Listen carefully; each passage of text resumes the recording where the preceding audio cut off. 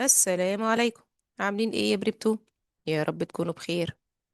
يلا بينا كده نقول بسم الله ونبدأ مع اول اكزام في الترم الاول. بيقول لي ايه هنا في الفيرست جروب تشوز ذا كوريكت انسر.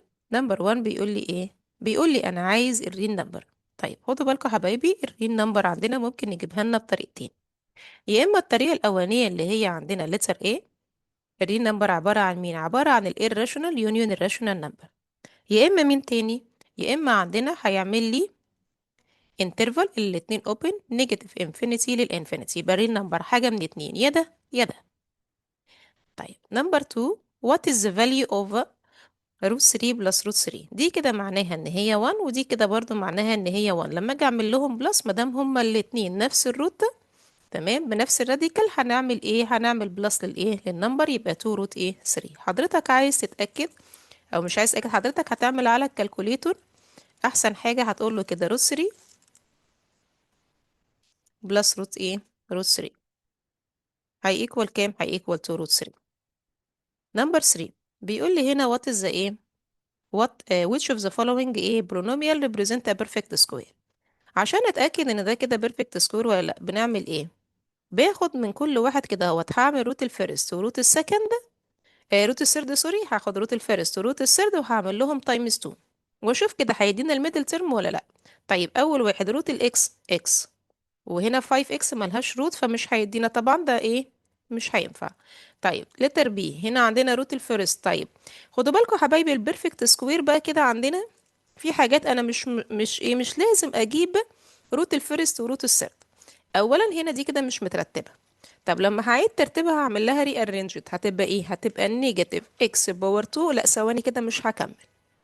احنا البيرفكت سكوير في عنده تو كونديشنز. ايه هما التو كونديشنز؟ اول حاجه عندي الفيرست ترم لازم يكون بوزيتيف. طيب والسكند كونديشن بيتكلم عن ايه برضو؟ عندي لازم يكون الثيرد ترم بوزيتيف. يبقى احنا عندنا لازم يكونوا اتنين بوزيتيف. مين هما؟ الفيرست، وكمان تاني مين تاني كمان؟ الثيرد. تمام. طب انا عندي هنا الفيرست ايه نيجاتيف، يبقى ده كده ما ينفعش يكون ايه بيرفكت سكوير. طيب نيجي لتر سي هنا عندنا. تعال نشوف كده اهوت، لو جينا عملنا كده روت الفيرست وده هيدينا 1 سيرد اكس، روت الايه روت السيرد هيدينا 3 واي. لو جينا عملنا له تايمز 2، تعال نجرب كده على الكالكوليتور، هعمل ايه؟ تايمز 2، 2 تايمز 1 سيرد تايمز 3 هيدينا كام؟ خدوا بالكم هنسيب الاكس واي كده، هننزلهم كده اكس واي تايمز بعض، وهعمل على الكالكوليتور 2 تايمز 1 سيرد تايمز 3 هي ايكوال 2. يبقى 2 اكس واي. يا ترى ده كده الميدل بتاعي؟ اه ده كده الميدل بتاعي. طيب نتأكد، يلا لتر دي، لتر دي عندي هنا ايه؟ ده انا عندي هنا السرد نيجاتيف، واحنا قلنا ما ينفعش يكون السرد ايه نيجاتيف، لازم يكون الفيرست والسرد الاتنين بوزيتيف عشان يبقى بيرفكت ايه بيرفكت سكوير. فده طبعا ايه تمام. يلا بينا كده نمبر 4. بص يا حبايبي، اول ما نلاقي كده فور تيرمز نعرف ان هو عايز يعمل جروبينج. هنعمل ايه؟ كل اتنين مع بعض. تمام، لازم يكون ما بين التو براكتس بلس. طب لو كان في هنا ماينس يا ميس ولا حاجة، بدل بلس دي كنا هندخل الماينس جوه مع اصحابها، واحط ما بين التو براكتس بلس. تمام. يلا بينا كده ناخد الاولاني. بشوف بعد كده مين الجريتست كومن فاكتور بالنسبة للفيرست ايه للفيرست جروب. مين الجريتست كومن فاكتور ما بينهم؟ الاكس. هيتبقى لي مين؟ هعمل divided x. هنا هيتبقى لي x، وهنا هيتبقى لي نيجاتيف a. نفس الكلام الجروب التاني. مين الجريتست كومن فاكتور ما بينهم؟ ما ننساش البلس ما بينهم الاول قبل ما نعمل اي حاجه. مين هنا عندنا الجريتست كومن فاكتور ما بينهم؟ البي. ناخد البي open bracket، يتبقى ايه؟ هنحط divided b. هنا البي راحت مع البي، يتبقى لي اكس، والماينس هتنزل، يتبقى لي ايه؟ لقينا هنا في تو براكتس ايه زي بعض، بنعمل فيهم ايه؟ بكنسلهم وباخد منهم واحد بس، هتبقى اكس ماينس الايه، وبعدين هفتح براكت، والبراكت ده تايمز البراكت ده، مفيش ساين ما بينهم، لا خلاص هنا بقى مش بحط ساين. تمام. والم اللي اتبقى بره. مين اللي اتبقى بره عندي؟ هنا الاكس بلس البي. هنا which one بقى؟ هتبقى letter بي. يلا بينا نمبر 5. بيقول لي هنا x بار 2 minus 3x plus c is factorizable. يعني ايه؟ ينفع نعمل لها factorize. طيب دي معناها ان هي perfect square واروح اجري بقى كده اجيب الثيرد ترم والرول بتاع الثيرد؟ لا طبعا. هنا ما بيقوليش ان هو ده perfect square. امال ايه؟ بيقول لي ان انا ينفع اعمل لها factorize. فما دام قال حاجه زي كده، حضرتك بتشتغل ازاي؟ المفروض ان انا بشوف الاول الساين بتاعه الايه؟ الثيرد ترم بلس او. يبقى انا هدور على 2 فاكتور. تمام. البلس ما بينهم يدينا كام؟ الله ينور، يدينا ايه؟ الميدل ترم يدينا 3. مين اللي البلس بتاع الفاكتورز بتاعته يدينا 3؟ ما عنديش غير ال1 وال2. في حد تاني؟ 2 وال1 ما مش هنعمل اكستشينج يعني. تمام. هيدينا كام بقى؟ 1 تايمز 2 هتيكوال ايه؟ هتيكوال 2. يبقى السي هتيكوال 2. نيجي نمبر 6. بيقول لي what is the ratio of the length of AD to DC. طيب فاكرين التريانجل ده حبايبي؟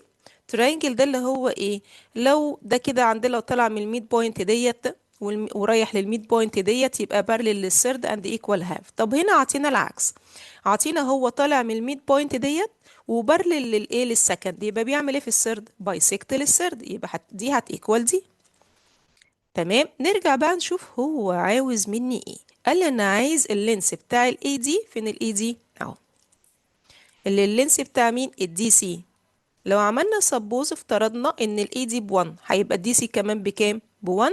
ولما يكون الاتنين ايكوال بعض، يبقى اكيد الريشيو ما بينهم هيكون ايه؟ 1 to 1. نمبر 7. بيقول لي what is the measure of exterior. ناخد بالنا exterior angle of an equilateral triangle. طب هو الايكويلاترال تراينجل ده كده يميس اتش انجل بكام؟ 60. طب هو عايز الاكستيريور. المفروض ان الانتيريور والاكستيريور السم بتاعهم الاتنين يدينا 180. يبقى انا هقول له 180 ماينس ال 60 يدينا 100 ايه؟ 20. او العكس. نعملها ازاي؟ ميس احنا عارفين الاكستيريور انجل لاي بوليجون equals 360. وبما ان هو equilateral، يعني معنى كده هعمل لها divided by 3. هتيكوال كام؟ هتيكوال 120. يبقى اي طريقة براحتكم اشتغلوها. نيجي نمبر 8. بيقول لي what is the value of n. يلا بينا ال n. طب ثواني كده يا ميس، ده رايت. تمام. هشتغل بقى على البايثاغورس ثيورم. الكلام ده لو انا عندي التو سايدز. انا ما عنديش غير سايد واحد بس اللي ايه؟ اللي ب 12. التاني مش معروف، ده ب 2 n فمش معروف. طيب هعمل ايه بقى حبايبي؟ هدور على حاجة تانية جوه الرايت انجل تريانجل. اللي هو مين؟ اللي هو الانجل ديت. الانجل دي بكام يا حبايبي؟ ب 30. واحنا عارفين التريانجل اللي هو كان 30 60 90 ماله؟ قال لي ان الانجل الاوبوزيت لل 30 مالها ايكوال هاف الهايبوتنس. ايكوال نص الايه؟ الهايبوتنس. يعني المفروض ان السي بي هي ايكوال نص مين؟ نص الاي سي. يبقى انا هقول له كده اهوت. طبعا انا ما عنديش بروف هنا، فاحنا ممكن نشتغلها عادي. اقول له هنا ان السي بي هي ايكوال هاف الاي سي. طيب هو الاي سي بكام يا حبايبي؟ عطوهولنا ب 12. يبقى هاف الايه تايمز 12.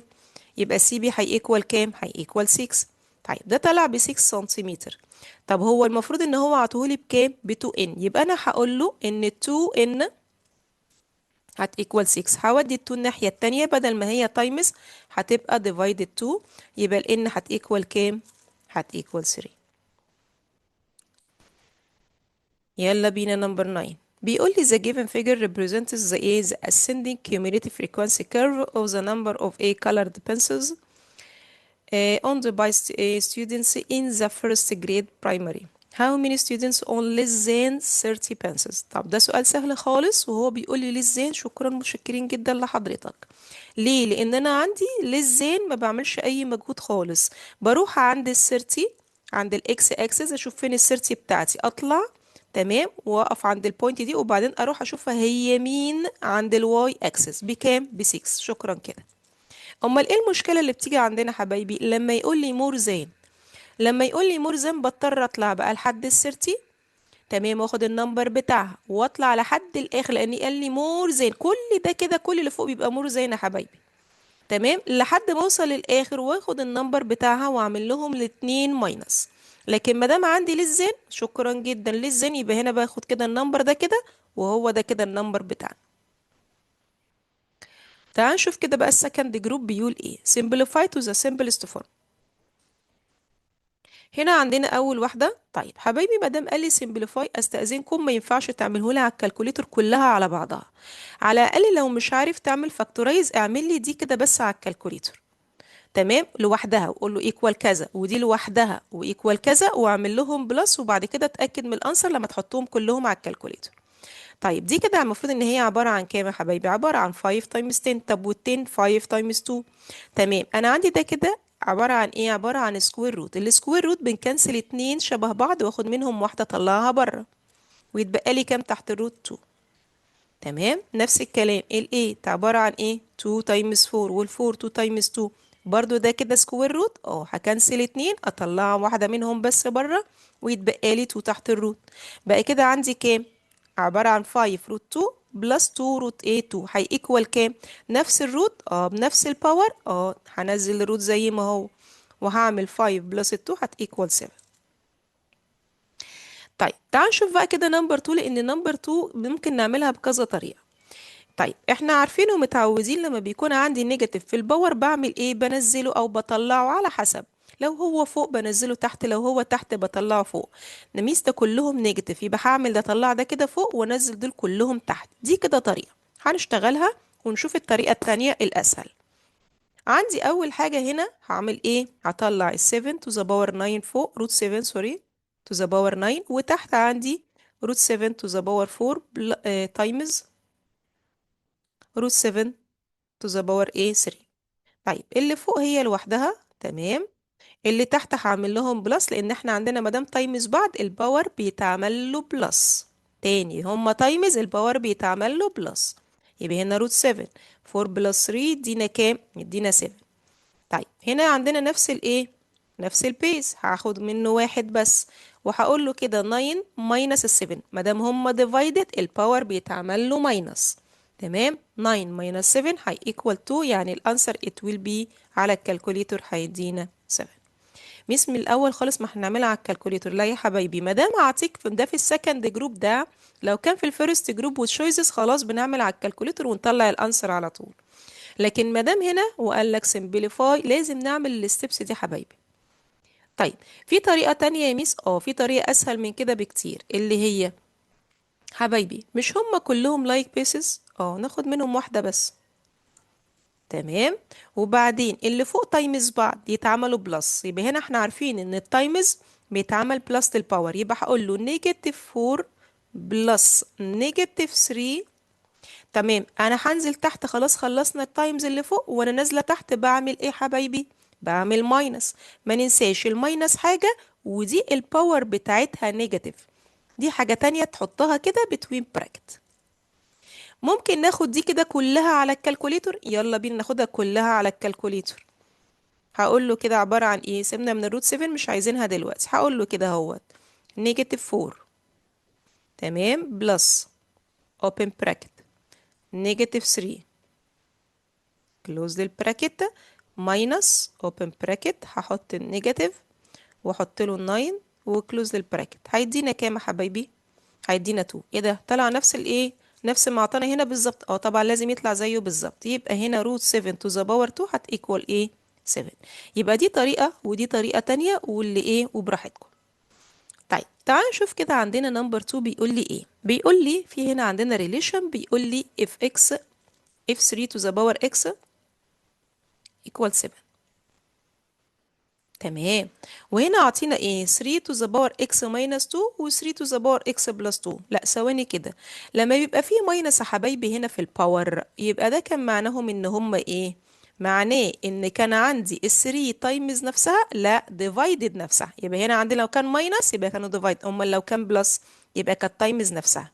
جت ازاي؟ تعالوا نشوف. هنا هعمل ايه؟ هعمل هنا حبايبي 3 تايمز 3. تمام، ال 3 الاولانيه سوري، هعمل 3 ديفايد 3.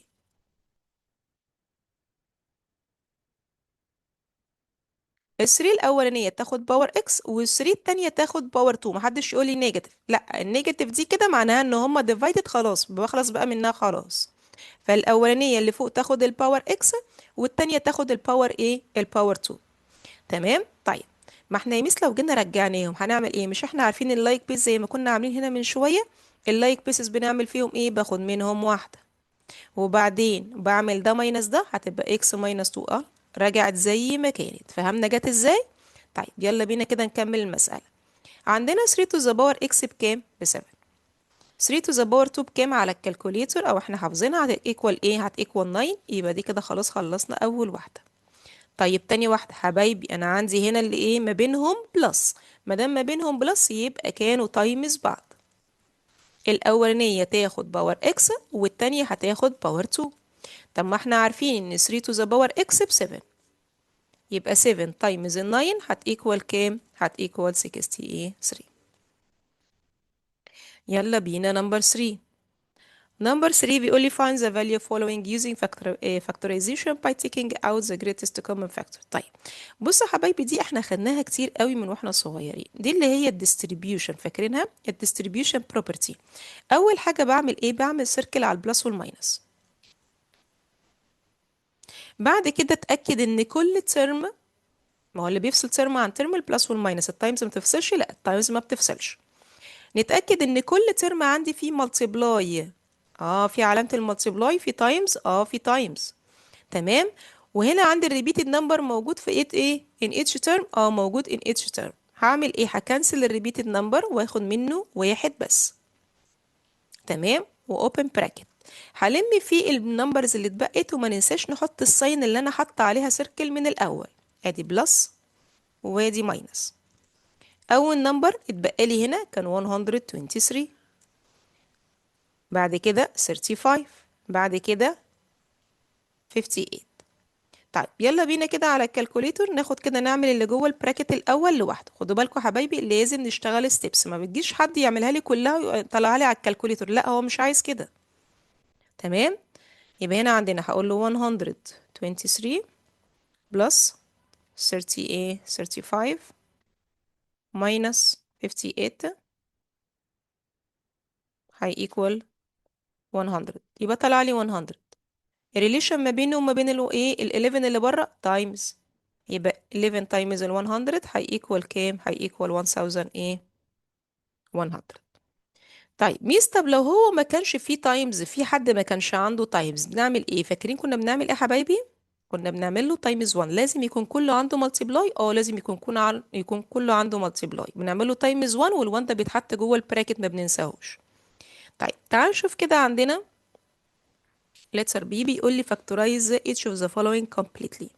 طيب اول حاجه حبايبي هنا احنا عندنا coefficient للايه للفيرست ترم، ما دام عندنا coefficient فانا بضطر اعمل سيزر.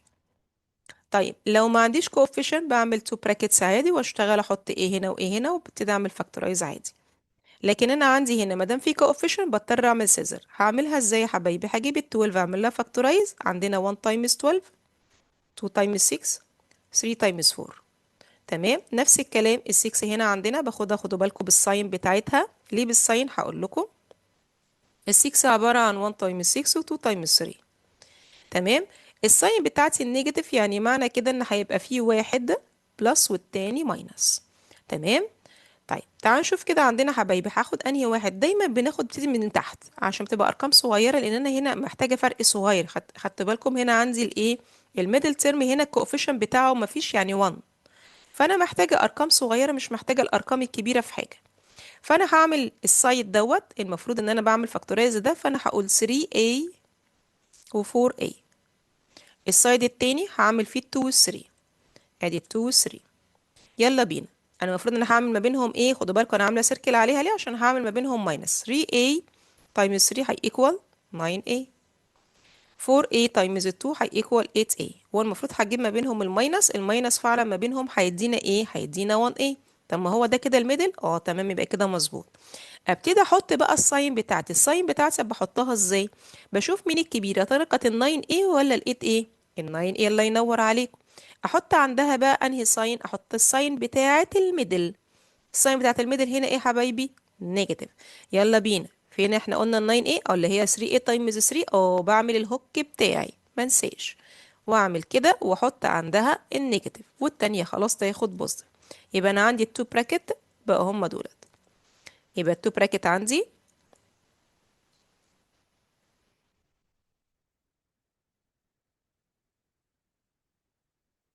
هي equal واحد عندي 3A plus 2 والتاني 4A minus الايه 3.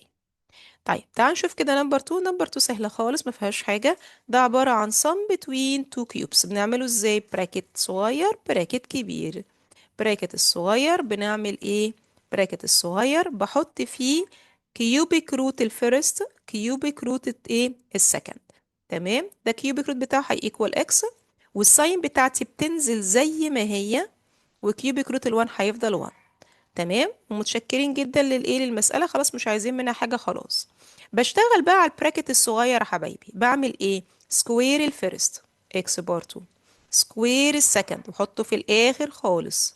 ودايما السرد بياخد بوزيتيف، دايما بياخد بوزيتيف. امال مين اللي بنغير الساين بتاعته؟ الميدل تيرم. وبعمل فيرست تايمز سكند بس كده، ده تايمز ده كده بس هيدينا اكس. وبعدين بعمل اوبوزيت للساين دي على طول، عكس الساين دي ايه؟ عكسها نيجاتيف. وكده خلاص خلصت. يلا بينا نمبر 4. بيقول لي ايه؟ in the given figure L1 parallel L2 parallel L3 parallel L4. يبقى اللاين ده parallel لده parallel لده وبارلل ده. وعطينا كمان ايه؟ بيقول ان الايه ان الاي بي عطينا علامة الايكوال اهي. الاي بي ايكوال البي سي ايكوال السي دي، يبقى اكيد السايد ده كمان ايكوال السايد ده ايكوال السايد ده. تمام، ده كده الرول بتاع الباراليزم حبايبي. ما دام عندي اللاينز ار بارلل والبتوين الايه اللاينز ار ايكوالز، يبقى السايد التاني برضو هيبقوا هم كلهم ايكوالز. ايه ده؟ يعني ال 4 اكس هتيكوال 8 هتيكوال برضو ايه؟ هتيكوال واي بلس الايه بلس ال1. يبقى انا ازاي هجيب الاكس والواي؟ هقول له ان ال 4 اكس ايكوال 8. ادي اول واحده 4 اكس ايكوال 8. هودي ال 4 الناحيه التانيه تبقى ديفايدد 4، يبقى الاكس ايكوال كام؟ ايكوال 2. ادي كده جبنا الاكس. طيب ما ايه كمان تاني؟ ما هي ده برضو ايكوال ده، يبقى ده كان ايكوال ده وده برضو ايكوال ده. هقول له ان الواي بلس ال1 ايكوال 8. هودي ال1 الناحيه التانيه ماينس 1، يبقى الواي ايكوال ايه؟ 7. وكده خلاص خلصنا. يلا بينا كده نمبر 5. بيقول لي ايه؟ بيقول لي x z y is a triangle. تمام، اللي هو الكبير ده كده اللي عندي ده كده triangle ماله؟ قال لي ان ال h وال g وال o are mid points of دوت. تمام، ما دام دي كده mid point ودي mid point وده mid point، يبقى ال g o وال o h وال h g يعتبروا حاجة اسمها ايه يا حبايبي؟ فاكرين؟ mid segments. تمام، يلا بينا. بيقول لي if the perimeter of HGO اللي هو الصغير دوت equal 18. تمام، عايز ايه بقى؟ البريمتر بتاع الكبير. طيب يا اما هتشتغلوها واحده واحده، تقول لي كده هوت ان الاتش ميد بوينت للايه؟ للاكس واي. يبقى هنقول له هنا الاتش ميد بوينت اوف اكس واي. تمام، والجي برضو نفس الكلام ميد بوينت، برضو ميد بوينت اوف وات؟ اوف اكس زي. تمام، يبقى therefore ال اتش ايه جي ايكوال ايه؟ ايكوال هاف الزي ايه؟ الزي واي. طيب دي كده طريقه، ونفضل نعمل كلهم كده بنفس الطريقه. يا اما اقول له حاجه تانية. مش هو قال لي ان ده كده عباره عن ايه؟ دول كده عباره عن ميد بوينتس للايه للثري سايدز دول كده ريسبكتيفلي، يعني بنفس الترتيب. يبقى هقول له therefore ان الجي اتش زي ما لسه قايله من شويه الجي اتش، ومين تاني كمان؟ والجي او، ومين تاني كمان؟ الاو اتش، مالهم ار ميد سيجمنت.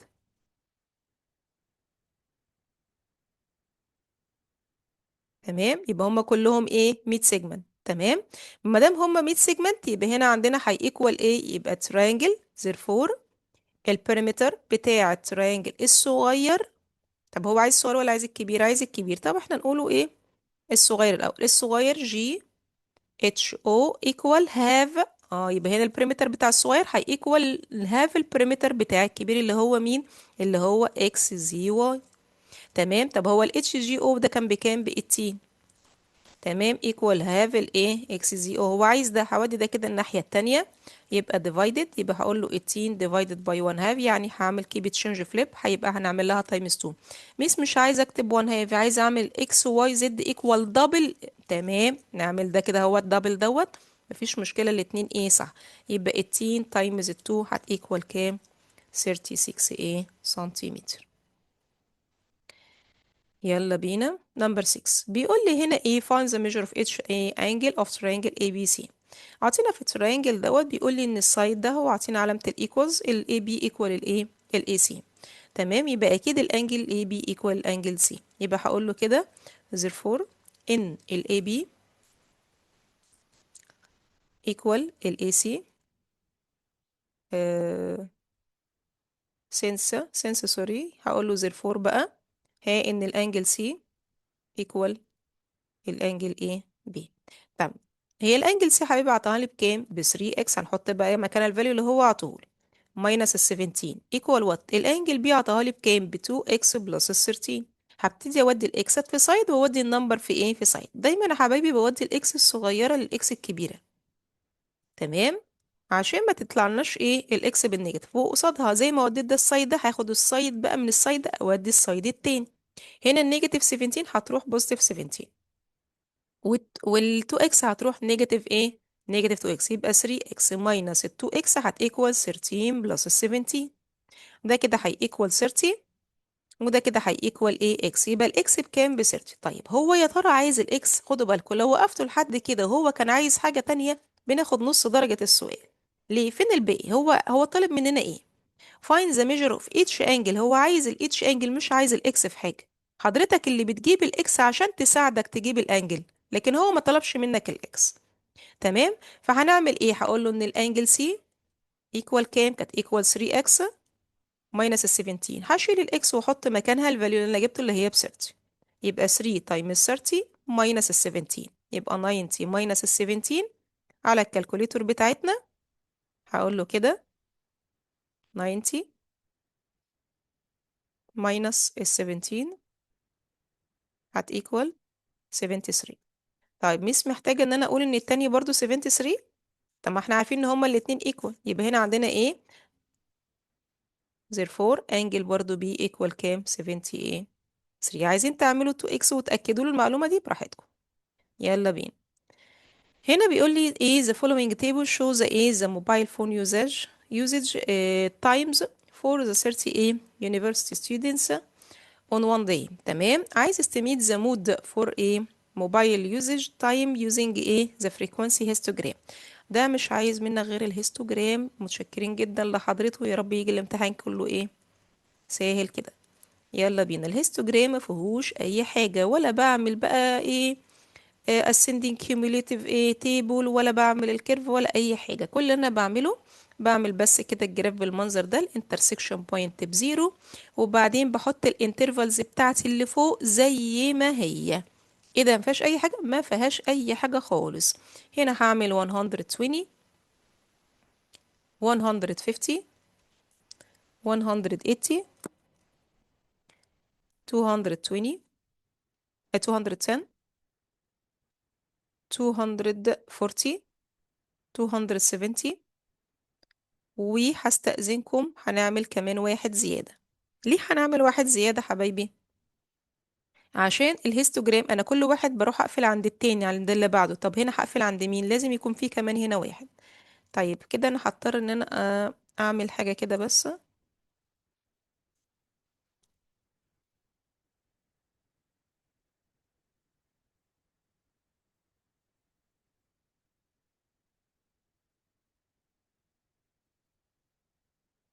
هصغر شوية لان خدوا بالكم لازم يكونوا كلهم قد بعض يا حبايبي.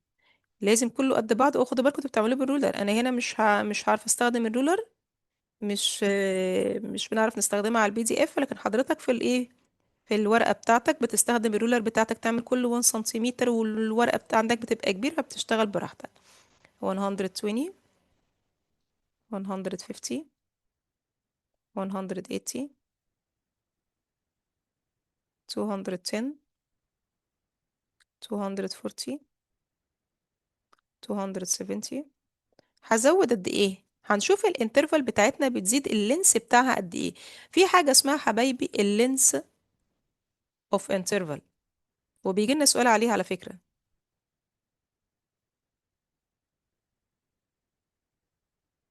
تمام، اللينس بتاع الانترفال بجيبه ازاي؟ كل اتنين ورا بعض كده بعمل لهم ماينس. هعمل 150 ماينس ال 100 ايه 20 هيدينا كام؟ 30. يبقى كل مره بيزود 30. يبقى المفروض النكست ده هزود عليه 30 هيدينا 300. تمام، وبعدين ده بقى بعمله ازاي؟ ده بيتحط زي ما هو، اللي فوق بيتحط تحت، يبقى انا كده نركز، اللي فوق بيتحط فينا حبايبي تحت، وبيتحط زي ما هو، ما بغيرش فيه حاجه. كل اللي بعمله بس عشان ده هيستوجرام بزود كمان واحده، حتى يمس في الكيرف، في الكيرف برضو كنا بنزود، بس هي كانت بتبقى موجوده اوريدي في الليس ايه، في في الاسcending cumulative ايه frequency table. طيب هنا بقى بحطهم زي ما هم، لا دول مش مترتبين تمام، ولا فولود، لا، ولا حتى الديستانس ما بينهم ولا اللينس ما بينهم مظبوط ولا اي حاجه. فانا بعمل بقى ايه؟ بشوف اكبر رقم عندي كام. اكبر رقم عندي 8، يا ترى بقى هعمله كل 10؟ يعني 10 20؟ لا طبعا، احنا عندنا 8، اكبر حاجه 8، يبقى انا هعمله كل ايه؟ كل 1. تمام، يلا بينا. 1 2 3 4 5 6 7 8. بس كده اهوت. يلا بينا. اول حاجه عندي هطلع على حد 3، هطلع على حد 3، وخدوا بالكم هنزل عند البوينت التانية. يبقى احنا طلعنا من البوينت الاولانية، لان خدوا بالكم حبايب الانترفال البداية بتاعتها 120 اند مور، كل ده كده اند مور، يبقى احنا بنبتدي من عند ال 120 واروح لحد هنا. تاني واحدة بكام؟ بطلع جنبها، خدوا بالكم كلهم اتجد لبعض، كلهم لازقين في بعض. تمام، وانزل عند الايه ال 180، ال 180 لحد ال 5. انا مش عارفة اتحكم قوي هنا، انتوا طبعا تعرفوا تتحكموا بالرولر بتاعتكم. بعد كده عندي لحد ال 6، هطلع لحد ال 6.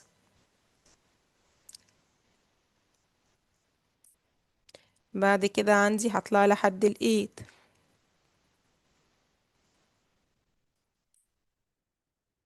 اخر حاجة عندي لحد الفور. فين الفور؟ اهي الفور. تمام، وادي هنزل اهو لغاية ايه البوينت اللي احنا ايه حطيناها في الزيادة في الاخر. طيب هو عايز ايه يا حبايبي؟ هو عايز المود. طب المود احنا كنا بنجيبه ازاي؟ ده احنا بنشوف اكبر واحد، اعلى واحد ده، وبنعمل الفيرتيسيس بتاعته كده، والانترسكشن ما بينه وما بين البارز اللي جنبه برضو بعمل الايه، بعمل عليهم بوينت، وبعدين هعمل سيزر ما بينهم، وهنزل من على الانترسكشن بوينت، هنزل كده بيربنديكولار على الاكس اكسس. هيدينا تقريبا كام؟ هو ما بين ال 240 وال 270، هو تقريبا 255 حاجة زي كده. تمام، يبقى المود بتاعنا هقول له approximately 255، ممكن 55 54 يعني، في الرينج ده. تمام، واشوفكم على خير ان شاء الله في الاكزام التاني، والسلام عليكم.